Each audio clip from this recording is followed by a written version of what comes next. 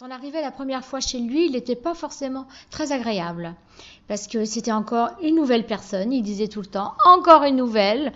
Donc il nous recevait pas très gentiment, et on en avait un peu marre. Et puis après, par contre, c'était vraiment un homme extraordinaire. Ouais. Ça, c'est quand on était dans le parc, quand chez lui, une photo aussi. Là, c'est quand j'ai mis ses bas à Avaris.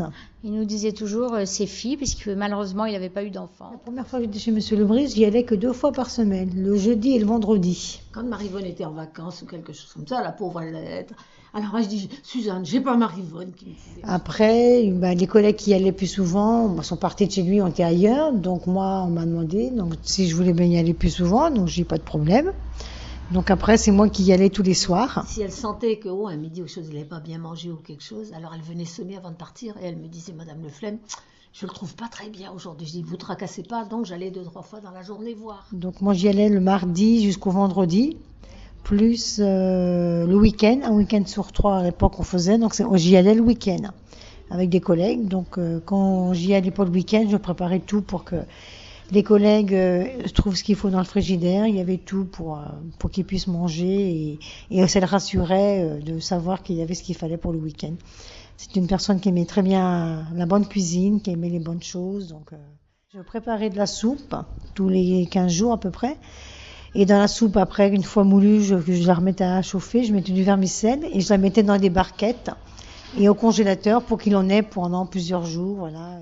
Oh, elle est mignonne, elle est adorable. Et avec lui, comme elle était gentille. On avait été plus ou moins facile, c'est sûr. Et ce qui lui déplaisait, c'est ce qui le rendait nerveux d'ailleurs, c'est le changement souvent qu'il avait de personnel. C'est vrai que c'est un monsieur qui n'avait pas eu d'enfant, donc il s'attachait à nous. Donc c'est vrai qu'il était très attachant aussi. Donc on savait bien sûr mettre nos limites, mais comme il nous appelait mes filles, voilà. Il nous appelait nos filles ou ma puce. Comme il disait, si vous m'enlevez Maryvonne, moi je pars aussi. Il me disait toujours ça, que si on lui enlevait Maryvonne, qu'il quitterait aussi la SAD lui-même. Oui, c'est vrai que c'était sa préférée. Donc quand on avait fait les photos, il avait dit si on m'enlève Maryvonne, je quitte la SAD. Donc la SAD savait très bien qu'il ne fallait pas m'enlever de chez M. Lebris. Donc il m'avait laissé. Mais malheureusement après il ne pouvait plus être chez lui, donc il est parti en maison de retraite. Mais la maison de retraite, je crois qu'il n'a pas supporté. Donc il est décédé après 2 mois après être rentré en maison de retraite.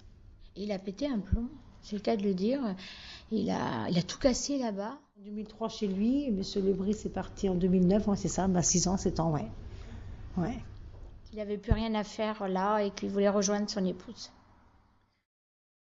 Au début, ça a été dur. C'est vrai que c'est bon. Quand je repasse des fois, c'est vrai je regarde, quand on passe devant dans la rue, on voit son appart, donc je le revois en train de regarder à la fenêtre pour voir qu'on arrive. C'est vrai que ça fait bizarre maintenant de plus le voir à sa fenêtre comme il faisait avant. Donner à manger à ses oiseaux. Il gardait ses déchets et puis il les donnait aux oiseaux. Même les oiseaux ils ne sont plus là. Ces oiseaux l'attendaient, ses graines. Et quand il est parti, les oiseaux sont partis aussi.